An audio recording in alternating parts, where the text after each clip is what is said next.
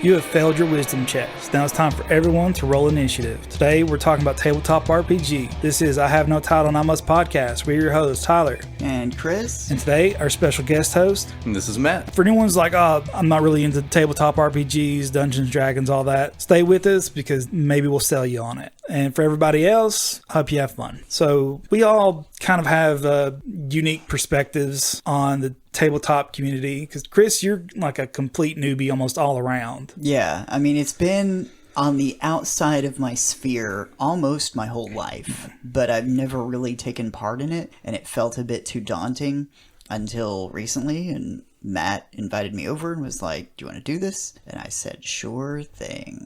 Matt, from your perspective, you're mainly newer D&D? Yeah, we've been playing for about a year now and DMing for about 6 or 8 months. So what got you into it? And because how old are you, if you don't mind? 38. You're 38. What at 37 made you start wanting to get into Dungeons and Dragons? Well, I mean, kind of like you, it's just because of pop culture. I'd always been exposed to it and it seemed really cool, but I never had any friends that played, so I never really got to check it out. And then I became an adult with my own time and my own disposable income, and I got to go to the comic shop and check it out. I say for me, I didn't get to play often, mainly because the people I did have access to play with, I'm like, you guys are tolerable in small doses only. I don't think I could put up with a full campaign with you guys. That is a downside of generally the people who want to do Dungeons and Dragons. And that's not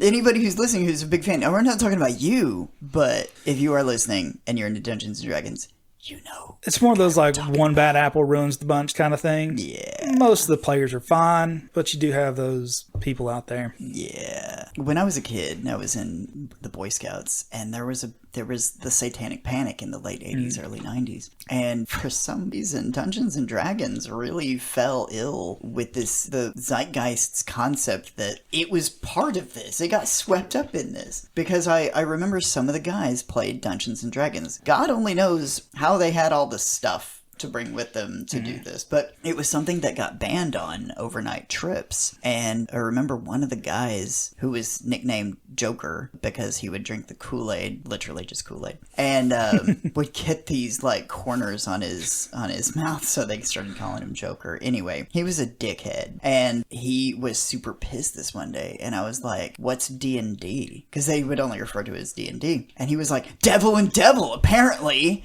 And because he was so mad that he wasn't able to play anymore because it was satanic somehow. Do you know that Tom Hanks' first movie was actually an anti-D&D movie? No. It's based off a book called like Mazes and something. I can't remember, but apparently it was someone wrote it as an anti-D&D propaganda for the Satanic Panic stuff. What? And it got turned into a movie. Yeah. That's a lot of effort to go to. Yeah. People went to a lot of effort in the 80s. There's all sorts of documentaries about the Satanic Panic in general, but and then there was also on the opposite end of that spectrum, there was that cartoon Dungeons and Dragons, that was like a Saturday morning cartoon, totally benign and just like kind of a medieval-ish action adventure, romp for kids with kids from I think the modern day. Was that the premise? Yeah, I think they got like sucked into the past or into like another world. It's been a while. I don't think dice were involved. No. Which has led to my confusion over the years as to how this works. I think a lot of people probably got interested with another really famous pop culture endeavor, that Community. I think we're all pretty big fans of Community. They put out a Dungeons and Dragons episode where they look at it from all perspectives. Some of the characters take it seriously and really want to put their all into it, and others think it's stupid. And either way, it looks really fun.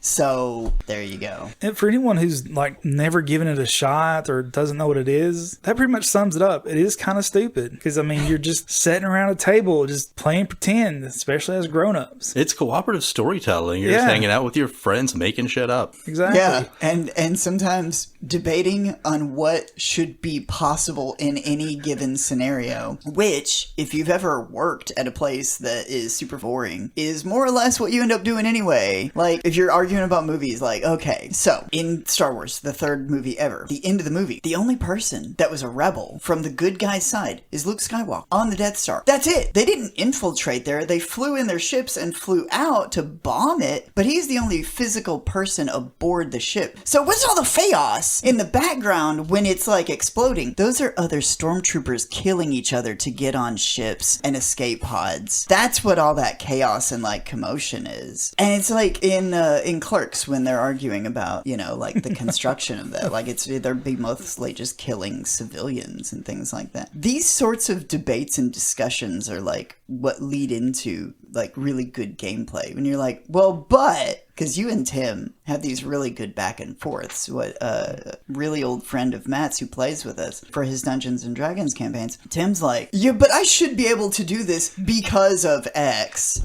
And then you're like, but I said, yeah, but no, I'm God in this scenario, and I will smite you in a minute. So, for anybody who we haven't lost yet, that isn't into Dungeons and Dragons, give us like kind of a brief overview, other than that it is cooperative storytelling. If you're like, if that didn't lose you, that you're like, okay, I'm listening. That actually, that's not what I imagined. That sounds fun. What do you do? Now, and a lot of role-playing is different. Right now, we're talking about specifically Dungeons & Dragons, but there's a lot of other similar games that have slightly different mechanics. If you've been under a rock, D&D's got some controversies going on, but this is also probably the most accessible time for Dungeons & Dragons. Right now. Yeah, because the 5th edition or the whatever half edition they got going on now is very much more streamlined, easier to pick up, more focused on the storytelling side of things, whereas older editions was based on like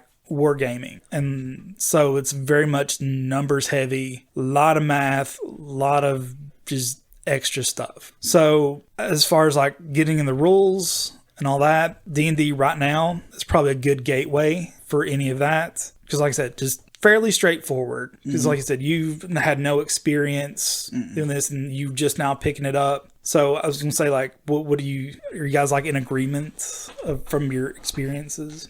It hasn't been terribly difficult, I don't think. No, it is. It's really accessible and it's easy to jump into. There's enough guides out there and the basic rules are free. You just, a pencil and paper is really all you need at this point. Yeah. If you want to get complicated with it, you know, that is open to you. If you want to keep it simple too, because like to figure out a more complicated character and all of the things that they're capable of, that will take time. Yeah. But if you want to just basically get into the game of it, because and that's mostly I'm talking about like fighting scenarios and other things akin to that.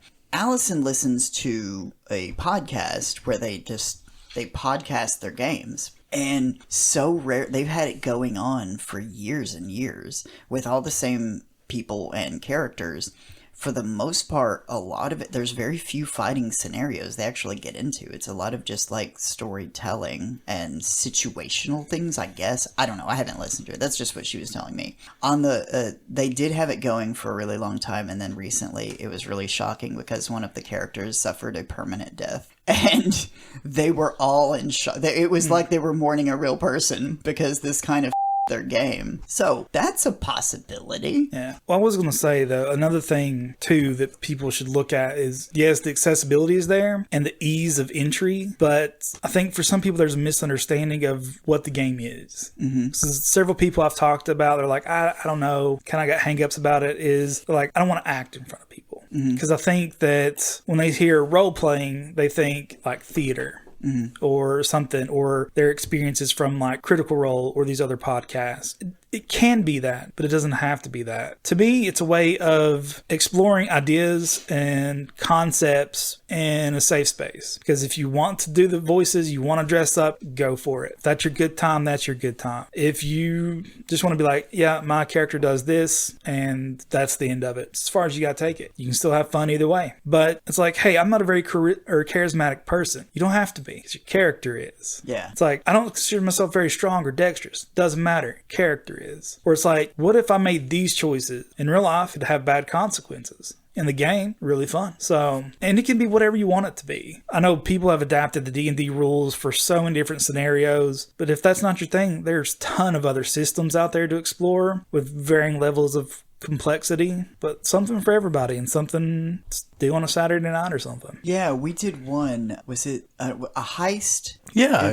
Like we went in and there was like, you told us from the outset, like if you attempt to fight somebody, this will the game, or at least your character will be done for the night, because they will lose, and that'll be that, because it was all about stealth and moving through this party to get to, I can't remember what all we had to get. Some kind of special document or whatever. Like like upstairs in somebody's like locked room, we had to figure out that it was almost like the ventilation shaft, like in the floors. We had to pull up a grate and crawl through. So that one was a lot of fun because it was like that cooperative storytelling. Like we had to discuss things, make a plan, find clues, and zero fighting. That was one of my favorite ones. Same. I think that's one of the best ones that I've put together so far. It was just really unique. Mm-hmm. And it like forced everybody to like really talk and think about what all was going on within that particular game. So I had a lot of fun with that, and I just wanted to mention that. And there was one other thing that I was thinking, like a pop culture. Oh, Freaks and Geeks. Like Freaks and Geeks, I think it was the final episode ever, which disappointing on multiple levels because I watched this show like 10 or 15 years after it was on the air. I don't remember when it was originally on the air, but I didn't watch it at the time. And a couple of years back, I heard good things and finally watched it, and it's actually really good. And it ends on a huge cliffhanger, and they did not get a second season, which baffles me. But the geeks have a Dungeons and Dragons game, and one of the freaks gets invited to it. I think it's James Franco, actually. And he doesn't want to... It's like some convoluted series of events that he ends up hanging out with them at all. But he doesn't want to do it, and then they explain it to him, and he's like, okay. And then he like ends up getting really into it. And it's kind of a fun thing that they, like... a nice way of presenting it, especially after all these years. Different from how it was presented in Community, as it had this like hyper sense of reality in that show all around. Whereas the Freaks and Geeks presentation was more grounded, but also like extremely fair because it shows like kids genuinely having a good time doing this and forcing. I think it's also, I don't think we've looked at it really properly, like in the course of the 30 years from the 80s when we had the Satanic Panic. That was back when kids did not have the obvious social issues that they have now. If your kid, like especially if they're struggling with like making friends or finding connections or like doing things in social settings, this would be the perfect game for them, either as a kid or as an adult. If you found people to do this with, it would help you break out of your shell and put you in situations where you don't necessarily have to be you, or you're playing a game that forces you to discuss things with people, talk about people, and there's no stakes. Nobody really gets hurt or dies. It's just for a good time. The game, when it concludes or when you decide to put a pin in it, put a bookmark there and end and come back another time, you'll even come back. And you just get to have some snacks, some food, and talk to some people. Maybe you don't know them. There's a lot of cases. I didn't realize, like, people show up randomly at places where they're held at, and you play with random people. Yeah, we've got a local coffee shop that hosts those kind of nights, and you just kind of get assigned a table, and you've got 5 or 6 people around you, and you just kind of hope for a good time. Yeah, and to some people that might sound like a nightmare. But to others... it's outside of their comfort zone, but they're fighting to be comfortable. They want to get into the world and like get out of their shell and force themselves into these situations. I think that'd be a really great thing. And as long as you found some people that would be patient with you to start something like that, and you're open about saying, I've never done this before, they're going to take you in and they're going to be cool about it. Trust me, the people who play these games are generally, they're not going to be dickheads. They're, especially if they're manning the thing, and the other people will help you out too, the other players, because they want to win. They don't want to just, it's not like Cutthroat, unless there probably is a storyline out there where that is the goal, but more than likely not. More than likely, you're going to have a good time. Yeah, 'cause like I said, there are those people out there that will ruin your night, will ruin your game. But the popularity is bigger than it has ever been. So if you get those people, leave. There are plenty of other people to find now. Yeah. It's not there you like, go. oh man, I'm at school and there's the only people I have. It's like, no, there's online options now. Yeah, like that's the different- thing. I don't even know about this. Yeah. Like there's literally, it's accessible from all aspects. Of course, if it would be, on Zoom or online somehow also. So like the options to get into this right now are limitless to you. And don't let age stop you. No. I would say, like, if you think you're too old for this, I don't think so. Because I've been collecting the different books and systems since high school, but I've only really started playing in earnest last few years. So never too late to start. And I don't know if they still do it, but our local library used to host D&D campaigns. Really? Yeah. I didn't know that. I think they stopped once lockdown happened. Kind of had to. And I don't know if they ever started it back up. They probably, like, the person might have moved on from it in the year that was doing it. I don't know. Also, was the place you were talking about Chaotic Good? It sure is. I just want to shout out Chaotic Good because they're in the heart of Lexington, Kentucky, and they have the best coffee in the state of Kentucky. So if you are in that particular area, stop in. You don't have to play Dungeons and Dragons, but get a latte or a coffee. It is the best.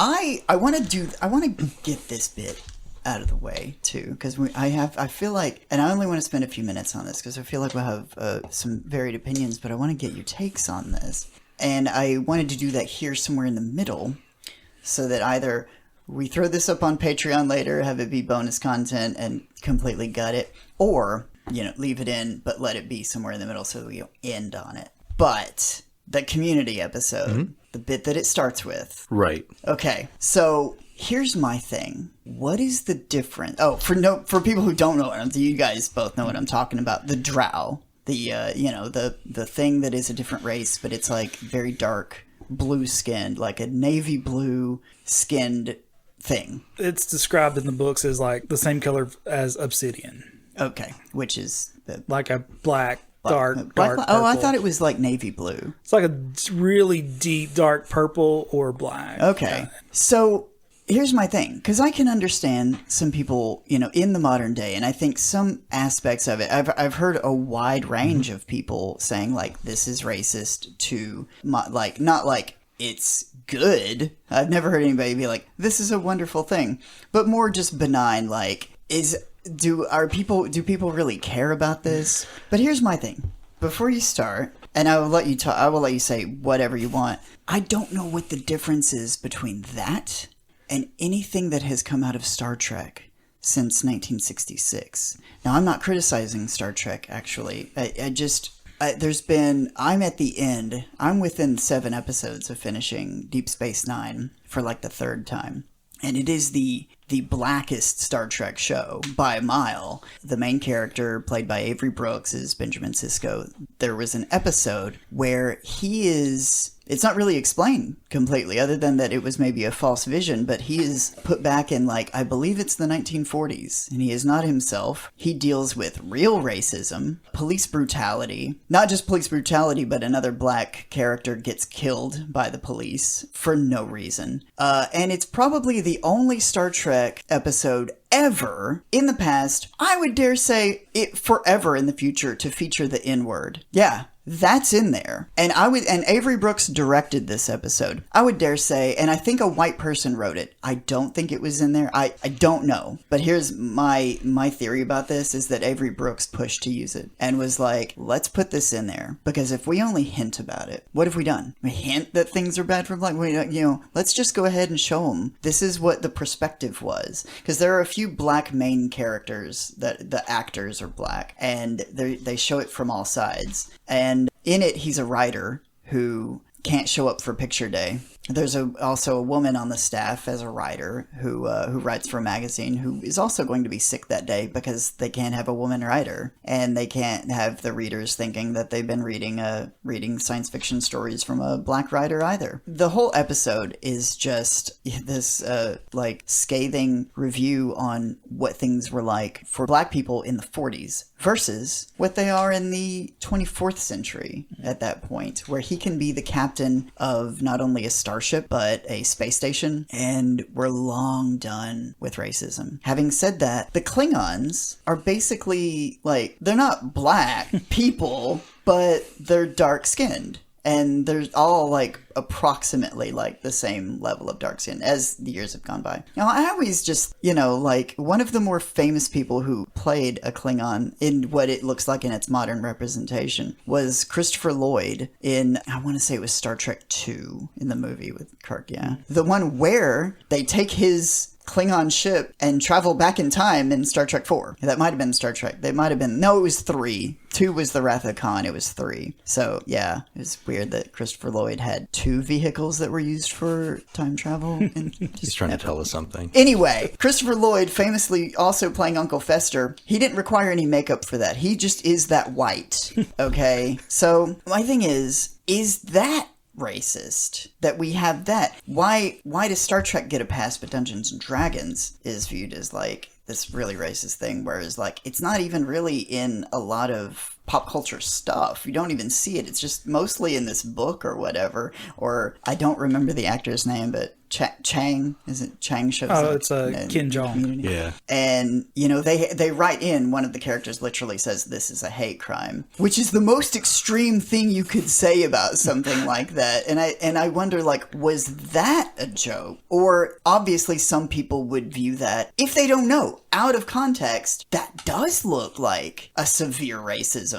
And I think they did it with Chang because he's an Asian actor. So it would soften the blow, because it's you also see Asian people depicted horribly from, World War II. So the same as Jim Crow up to and including I think as recent as the 50s and 60s in America, and written media comic books and cartoonists exaggerating African American features to make racist depictions. So, anyway, Star Trek versus Dungeons and Dragons. Why does one get a pass and the other one doesn't? This has always bothered me. And I don't want to ban all Star Trek, but there's a part of me, the most liberal part of me, that whenever I see Martok on Deep Space Nine and I'm like, that's a white guy underneath there, but damn, is he acting his heart out? Should there be light-skinned Klingons? I don't think we can have a completely post-racial world, because I don't want to sound like David Duke here, but I want people to be able to have their cultures if they so choose to. I'm white. This is as close to cultural pride right now as we get, talking about Dungeons and Dragons and vampires. We're not to that yet. But anyway, I yield. Matt, I know you have strong opinions, so please.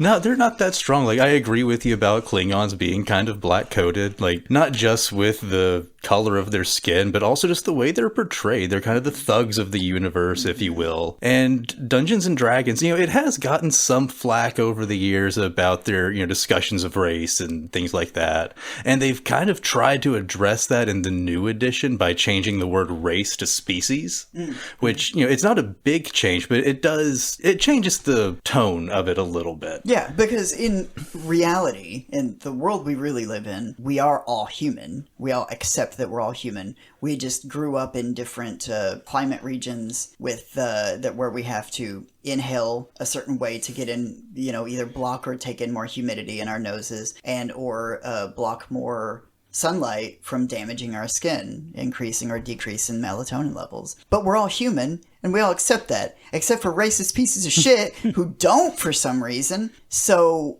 in this, they're literally different species. It's you can't have a centaur walk up and be like, brother, that. They literally are a different species. Right. So I think that's a good start. And the same with Star Trek. It's these people are from a different planet. The coding thing, I picked up on that since I was a kid, and I was I think there's a lot of races that are the Bajorans. For anybody who does know, in Deep Space Nine, they were introduced in Next Generation, but the Bajorans are kind of this weird amalgamation of Jewish people mixed with Catholicism as their culture cultural heritage predisposes them to be religious, but they also have like a spiritual leader, and a lot of their customs are kind of a general mix of those. And it's pretty obvious, but I feel like it leans Jewish to a degree, as they have like traditional dishes and a lot of the customs just feel more Jewish to me. So I think there's a few of the races in Star Trek that feel that way.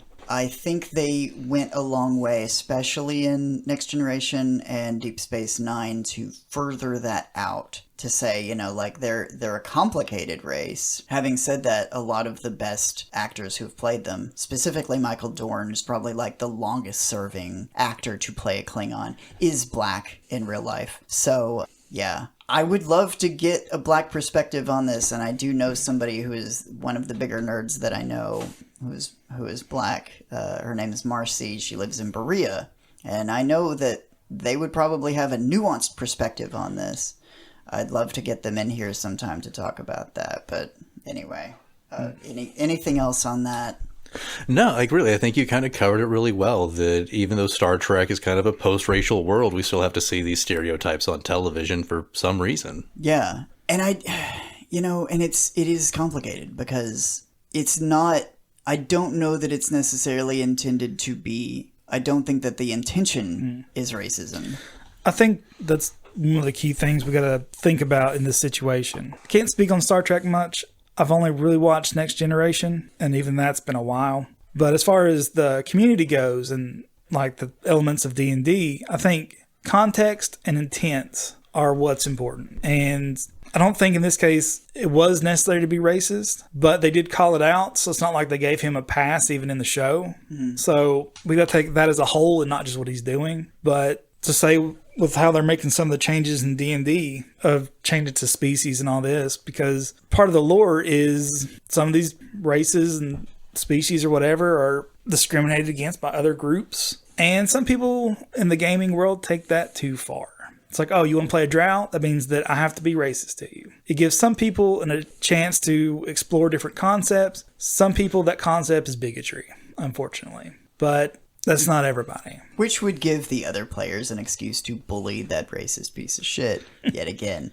I'm not looking for a fight on this, honestly. Like, if anybody thinks, like, I'm criticizing Star Trek so much so that it's like, I think that it is hardcore racist, I don't.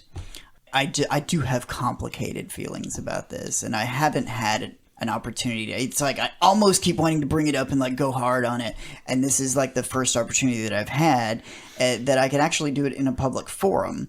And I'm sure if anybody wants to have like a non-emotional adult conversation about this, I would be willing to listen to any more theories, concepts, and how to move forward like appropriately. I haven't watched a lot of the modern Star Trek that's been in the past few years, so I don't know how they're dealing with it. So yeah, I don't know. It just seems like one is, had like a very famous depiction of this, and for some, like, it caught so much flack that it was banned. Like, there was an episode missing of Community when I was doing my full watch, and I think it was, I can't remember where I was watching. I want to say like Netflix. And I was like, there's an episode missing. Like, I missed it. How did I miss an episode? And I did a little research because I didn't know the show at all or any lore or anything. So I looked it up and I was like, there's a banned episode of Community? And it sounds like the coolest episode of Community other than the paintball episodes. So I think it was on Hulu. Like, it wasn't that hard to find, or maybe it was even just leaked on YouTube at some point and people try to keep it up there. Because some people have like really strong feelings about Dungeons and Dragons, and they're like, this is not meant to be. Like, there's a lot of people who are cool enough to play these games are not racist people. And maybe part of the problem, this is part of the problem, I don't know if this is part of the solution, is like, sometimes we're so not racist that we can miss racism when it happens. And sometimes we're so sensitive to other cultures' sensitivities that we look for racism where there may be none. I don't know what the actual. I just wanted to bring this up because it's part of it. Yeah. It's hard to have like a total conversation about it without talking at least a little bit about I was it. gonna say that's a big disservice too, because I think that episode is the perfect example of what, well, specifically D&D for them, because that's what they're playing, but just tabletop role playing in general can bring, because it shows you what you can get out of it and what you shouldn't get out of it. Yeah, and like by the end of the episode, Right. like it. Is that what you're getting Yeah, at? it's like you shouldn't be Pierce and try to ruin everyone's time. You're not trying to win. Yeah. Ever. And Never be Pierce. with Chang, it's like you got to realize that, hey, there are some insensitivities like encoded in some of the lore, and you should maybe think about that before going full method. But Yeah. it's like, as far as the friends coming together and to help people, and it'd be like a therapy session and like a show people you care and just have fun and a good time, that's what you can get out of this. Yeah, doesn't it? By the end, it's been a few years since I've watched the show in its entirety, but aren't they trying to get like the two like a dad and a son? That's to, like, the second D&D episode that they okay. did. The first one, He's trying to kill himself, and they don't want him to. yeah, he's... who was it? Neil, Fat Neil. Yeah. Oh, that's right. And so I think what Abed picked up on this and put the game together to show that, hey, people care about you, and this is something you love, so that's something we're going to take the time to invest in, and also why you don't want to be Pierce. But Right, yeah. So, bigger picture yeah. at all times. And pick and choose your battles, I guess. Think about these things, and if you can, like, contribute in other ways. Like, don't be a dick. Our whole society hinges on just don't be a dick. Yeah. If we could make push closer to a perfect society, don't be a dick. It's a good takeaway. If you have an opportunity to be racist, choose not to be racist. Just try. Yeah. Give it a try. See how it feels. Be nice to other people, and you'll find, I think more often than not, that they'll be nice to you. Anyway, so I don't know what you're about to say, but we have a separate game going on with Vampire that's not Dungeons and Dragons, and it's more story driven and much less like calculation dice roll driven. Did you want to talk anything about that? Because there's like as many different things, fictional like properties as there are. I think most of them have some role play game version out there. Now, is this connected to Vampire the Masquerade at all? Yeah, Yes. that's exactly what it It's is. Okay. the same publishers, but it's kind of a different setup. Because I think Vampire the Masquerade is more like, here's the world, here's the things in the world, this is how you fit in. Where Vampire the Requiem is like, here's a toolbox, you go build your world, kind of thing. And so it's just different aspects of the storytelling. It's like, do you want to play out how you fit in an established world, or do you want to have the tools to build your world? And that's what I've taken away as the differences. I don't know. I've not played Masquerade, and even the edition of Requiem that I have is an older one, so lots of things has changed. But yeah, as you're saying, like, there's different flavors of tabletop for everything. It's like, you want fantasy, you got the classic Dungeons and Dragons. It's like, hey, you don't want to support Hasbro and Wizards of the Coast, then you got Pathfinder. You want sci-fi, you've got Cyberpunk, you've got Shadowrun if you want that kind of aspect. You got Kind of Blade Runner-y. Yeah. Yeah. Then you've got like Starfinder, I think that's what it's called. It's like in space. It's like if you want to go into other established worlds, it's like there's Star Wars role playing. There's an Alien one that's getting popularity. Isn't there like one based on H.P. Lovecraft stuff that's really popular Yes. out there? All of these different systems, different flavors of how you want to play. And for any Marvel fans, Marvel from the ground up has just put out a new system that's only come out in like the past 2-3 years. Is it complicated? No. And that's, I bought it because that just looks cool. And I happened to find a core rule book of it like really cheap. So I'm like, yeah, definitely worth picking up. But no, there's a little bit of learning curve just because I don't have another system to describe this on because they have built their own kind of set of stuff. There is some crossover from Dungeons and Dragons and that kind of stuff. But honestly, I think this flows really well because there are other superhero stuff out there like Champions and Mutants Masterminds, but those are based more off of Dungeons and Dragons. Mutants and Masterminds especially, I think, is based off the rule set of 3rd edition D&D. But the new Marvel one that they've built lets you feel like you're in a comic book. It's like you got that crazy stuff, it kind of just flows. And from reading the rule book, I picked that up pretty quick, and I've watched a few people do some live plays of it, and just the way the rolls and combat work, it flows. But this uses like 3d6 dice, and that's everything. Really? Yeah. Oh. That's really simple. Yeah. Huh. Because the way it works, they call it the 616, which is one of your dice needs to be a different color to separate it, and that's going to be your special dice. And if you get a 1 on your special dice, that's like your critical on D&D. So it's more like, or like how you go. Like if you get that 1 on your special dice, something's good is going to happen even if you fail. So that's like getting a 20. Yeah. So the way it works is there's like 3 ways it can go. If you get the little special die and then you complete your whatever task you're trying to do, it's a fantastic success, and you get like some kind of extra, depending on the power you're using will define what that is. And then if you happen to roll a 1 on your special die and the highest on your 2 regular dice, that's like a super fantastic success. And the narrator of the game decides what your extra good stuff is. And if you get the 1 on your special dice but fail your roll, it's more like a no but. It's like you don't win, but you still get something kind of out of it. So are you just reading up on this now? Like, I literally just got the books a week ago. oh, okay.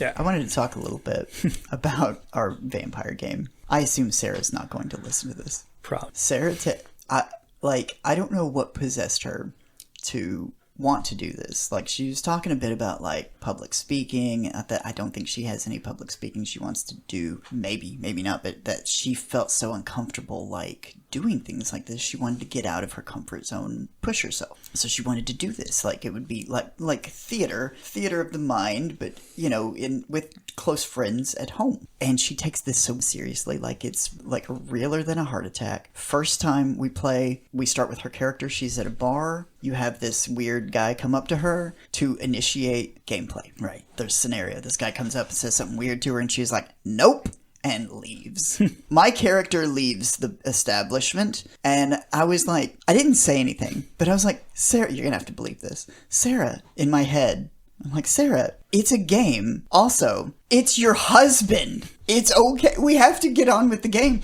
He follows her outside to like the alley, and she's like, I'm out this bitch. And just keeps running away until finally like he's like gets through the conditions of what they have to, like the thing she has to get done with the conversation or whatever. It's like that every time. We at one point, through a long series of convoluted actions, we have captured someone and have them tied up in a chair in like some basement somewhere. And we're interrogating him through hypnosis and whatnot. And I'm like, I'm going to stick this knife in him. And Sarah's like, whoa, think about this. What if something bad happens? I'm like, good. I need something bad to happen. This is getting boring. So I just do it. And she's like, oh my God, what terrible thing will befall us next? Anyway, I think that's hilarious. And Allison's character is like the opposite of her. It's like this weapons martial arts expert that is just this our muscle. And I was like, I'm not going to learn anything about fighting or what. I'm going to devote all my stuff to like schmoozing people in hypnosis and mind stuff, because she'll just step in front and take care of them. And it's so funny because she's like the smallest, meekest one of us, and she built like this tough, like the big bruiser guy from Hot Fuzz. It's like Yarp. Anyway.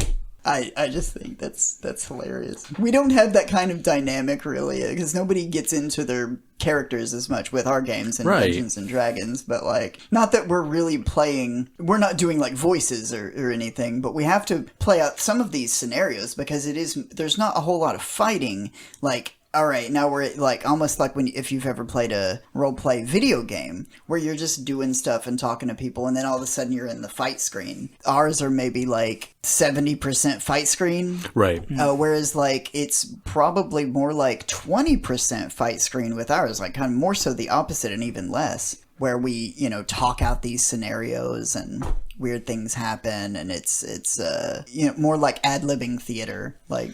Anyway, if you're more into that sort of thing, I would say, vampires one, it doesn't have, it can be kind of dark if you'd prefer that. I would imagine like some of the Arkham ones. Yeah. And that's my limited experience because I haven't done this for very long and I rely on other people for, like this is my takeaway on this. It's been really fun.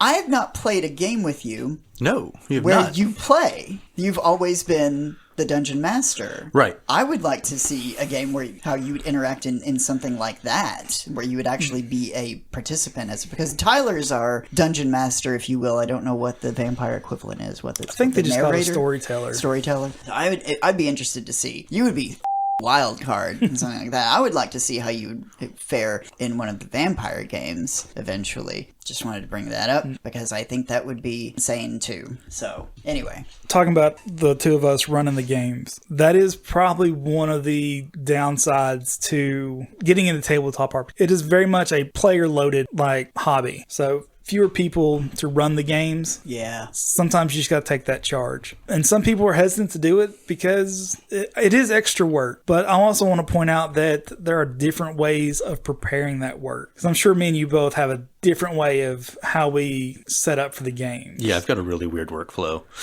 So like, how do you set your games up? So most of mine come from just a website that has D&D one-shots. They're just stories that are meant to take 1 or 2 nights. And then most of my free time is spent printing little models for it of our little bad guys and drawing the maps and then kind of memorizing the story from there because trying to be creative is tough. So you have to kind of know the story really well to figure out how things are supposed to end. Mine, exact opposite. It's like I want the players to build a character they're going to be happy with and then everything else is made up. Like, have you seen that episode of Family Guy where they're making fun of Ben Affleck? Yeah. It's like, oh yeah, it's like I got to prepare for King Henry in an hour. Hello.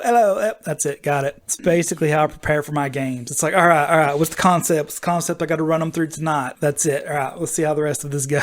See, and we play on Sundays. I start working on the next one on Monday. Yeah. Which, I mean, like, because you've got, like, a dry erase board that, well, like, one side is, like, gray stone and the other side is, like, green, like, field, like, grass. Yeah, just for different maps that we use. And you've done some, like, for that one that was the heist one I was talking about earlier, like, you drew out this really complicated map system that had like hidden features and stuff. And you've also used physical printed paper maps too, which have more if it's like it can be more nuanced and hand drawn.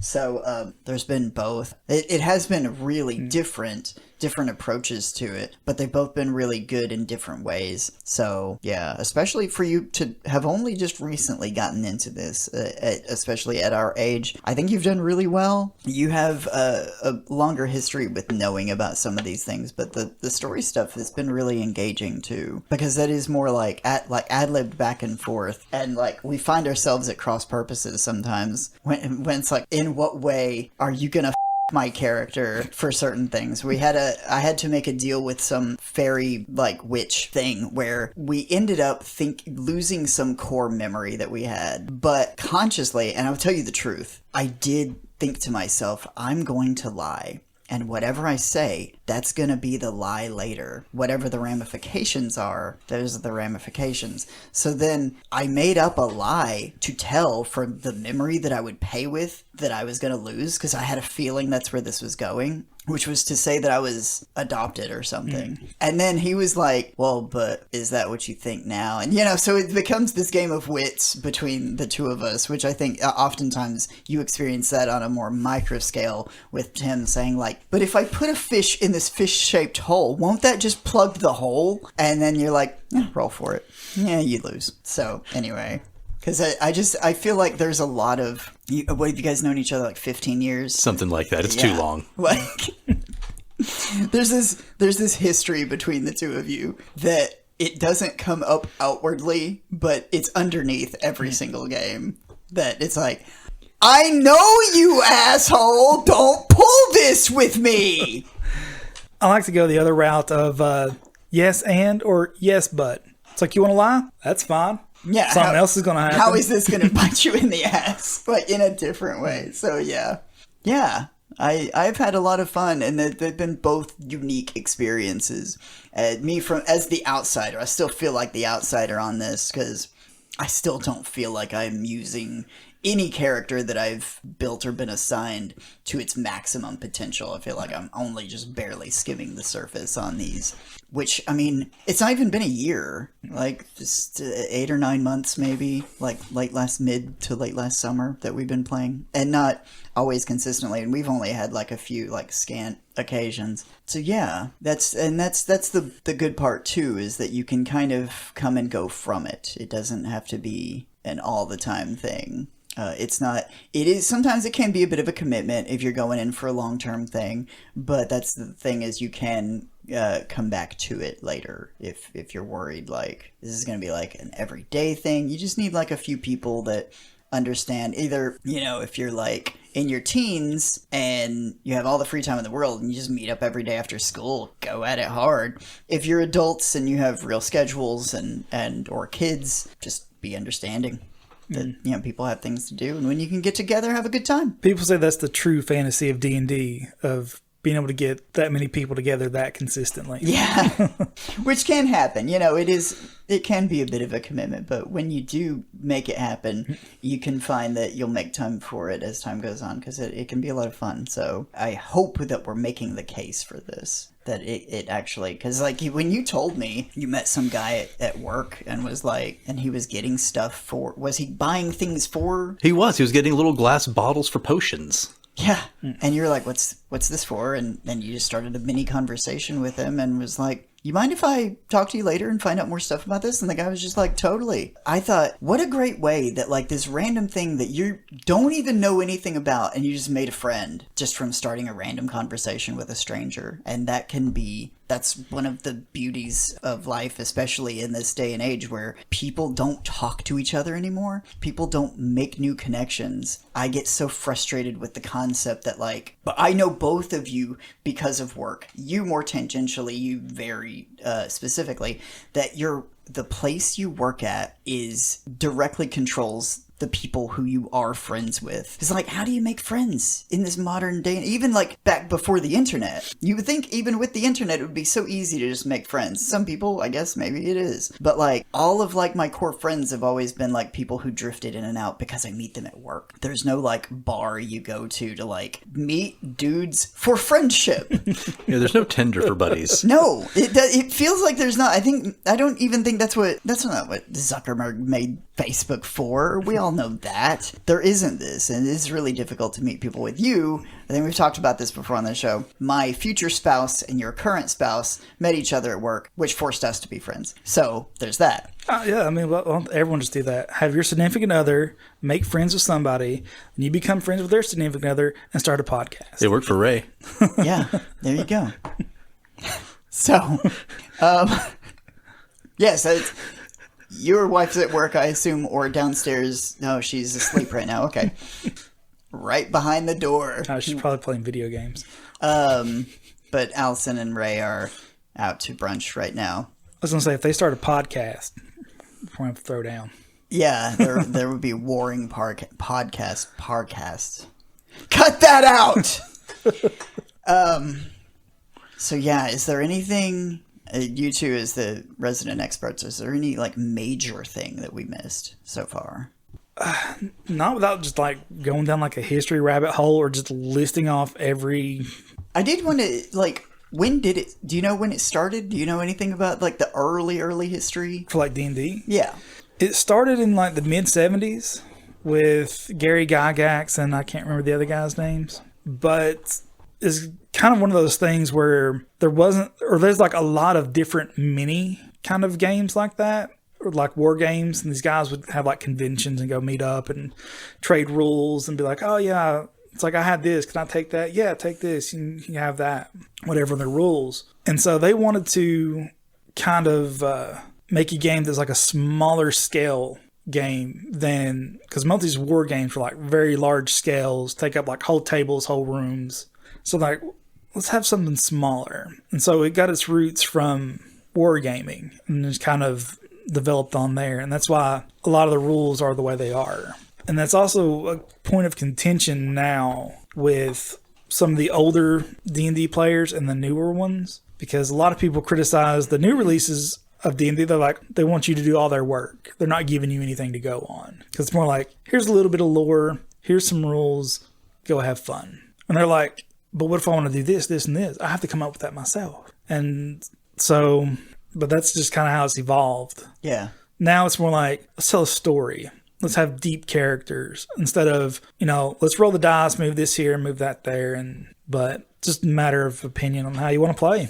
Yeah, which, you can still just do whatever you want. Yeah. Once you get in with whatever dungeon master you have, ultimately, they're the deciding factor, and what they say goes. So, it's just, are you going to have an interesting time? Will your worlds be fun? I'm waiting for one of us to die. Like, I feel like some of our characters have become too overpowered at times in some of the games we've played, and it at times has felt like there's no stakes. And I was like, one of the games, I was like, if I die, I die. Like, let's just do it. We're reaching the end of this, and we can just start a new game next time. And even then, like, I think one of the characters did die at one point, but they were able to come. Yeah, Alice has died a few times, but gets real lucky every time. And yeah, they've had like good saving throws. So, and then there was one where like there was literally nothing we could do because it was all meant to like flip on its head, and we get sucked up into this thing and then get landed down somewhere else. And yeah, so it was like it seemed really dire, and it was like, man, this isn't working at all. And then it felt like it kind of in a way felt like we all died, and then we're just somewhere else. It made sense at the time. That one was interesting.